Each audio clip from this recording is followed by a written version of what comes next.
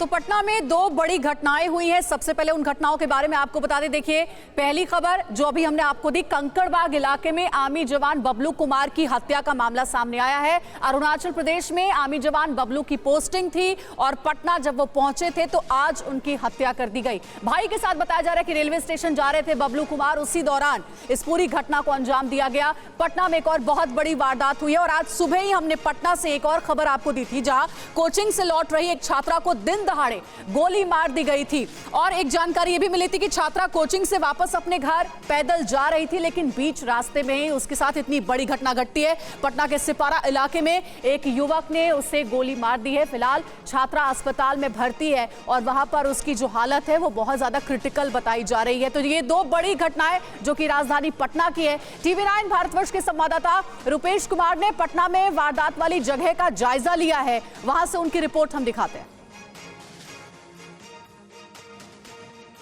तो इस पूरी रिपोर्ट को हम आपको दिखाएंगे, लेकिन सबसे पहले इन दो बड़ी घटनाओं पर जानकारी ले लेते हैं।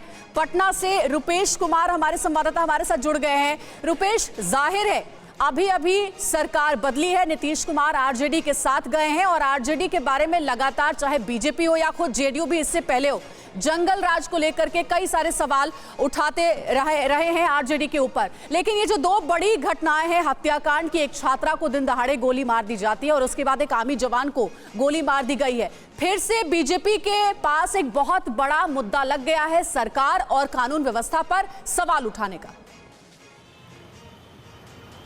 देखिए, बिल्कुल सर मुड़ाते ही ओले पड़ने जैसी स्थिति यहाँ पर पैदा हो गई है और सिर्फ बीजेपी के हाथ कोई मुद्दा लग गया है, सिर्फ मसला उतना तक नहीं है, क्योंकि बीजेपी अब विपक्ष में है। और मैं इसीलिए बार बार कह रहा हूं कि जो मुद्दा बीजेपी के हाथ लगा है उसकी तस्दीक हो रही है।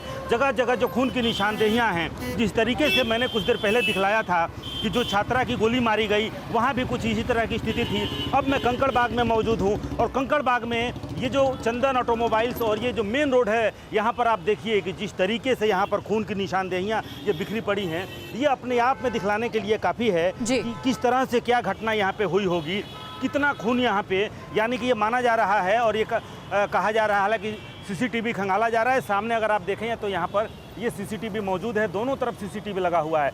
पुलिस ने सीसीटीवी को यहाँ से जब्त किया है और वो उस पर कार्रवाई चल रही है। दो मामलों के सीसीटीवी फुटेज जिस तरीके से आए हैं, ये जो तीसरा मामला हुआ है, यानी कि 24 घंटे के अंदर किस तरह से रुपेश, ये पटना पुलिस कहती है कि आपकी सेवा में सदैव तत्पर। क्या यही तत्परता है पटना पुलिस की? एक के बाद एक दो हत्याकांड की बड़ी घटनाएं राजधानी में सामने आती है, पटना पुलिस कर क्या रही है? स्थानीय लोगों से क्या बात हुई आपकी? क्या अगर अहले सुबह यह घटना घटी है, यहाँ पेट्रोलिंग होती है पटना पुलिस की?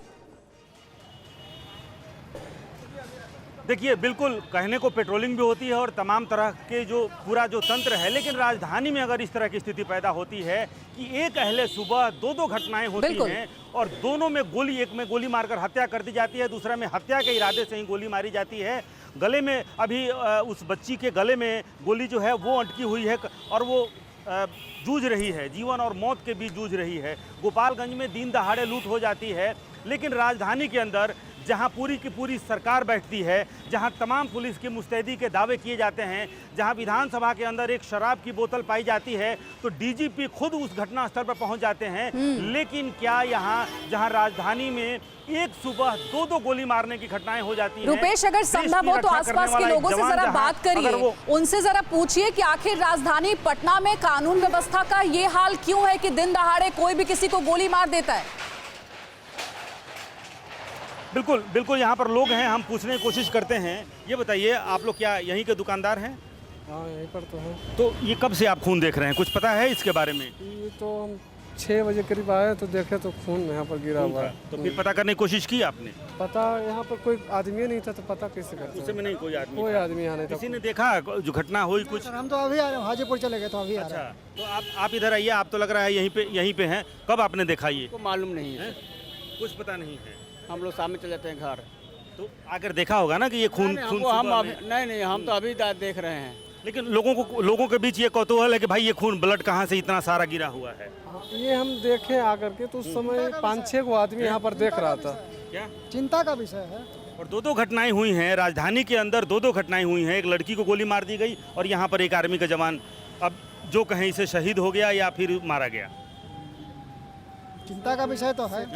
जब तक नहीं रहेगा तब तक ऐसे कांड थोड़ी होगा। नहीं, आपको क्या लग रहा है क्यों अचानक से बिहार में अपराध की घटनाएं बढ़ गई हैं?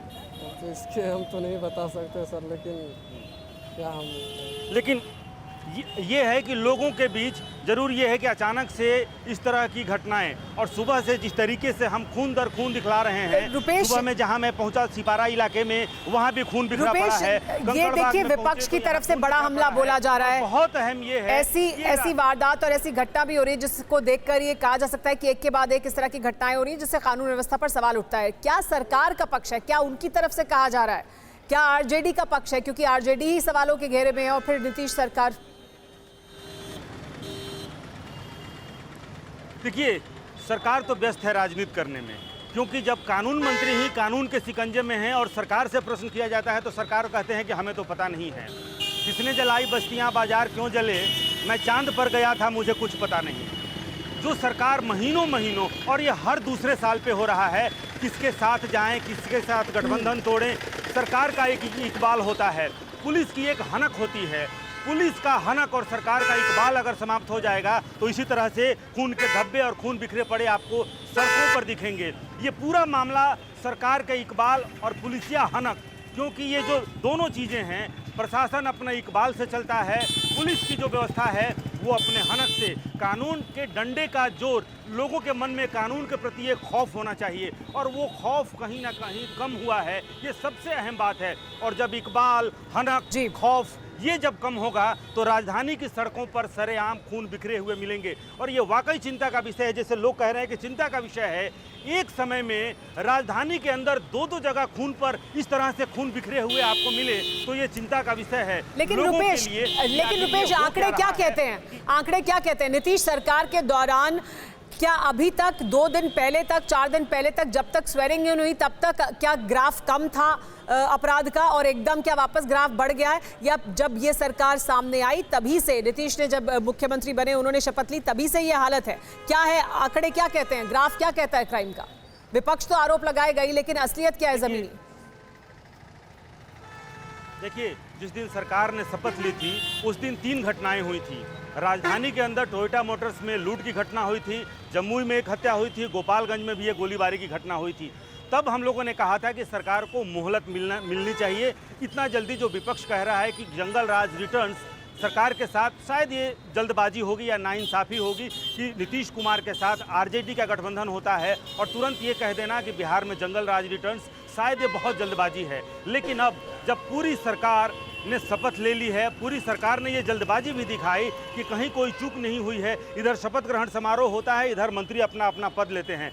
गृह विभाग को लेकर के पचड़ा फंसता इसके पहले अंदर खाने कि गृह विभाग आरजेडी को दे दी जाए। नीतीश कुमार अंदर खाने ये कहते हैं कि बिहार में जो सुशासन कहा गया, जो उनको एक नाम दिया गया सुशासन बाबू, वो गृह विभाग के बूते ही है, पुलिस पर उनकी पकड़ है और वो सुशासन यहाँ पर कायम अगर करने की जो और वो अभी भी उन्हीं के पास है, तो क्या सुशासन बाबू के पास जो विभाग है, गृह विभाग, वो काम नहीं कर रहा है ठीक से? क्योंकि बड़े सवाल है जो उठ खड़े हुए हैं।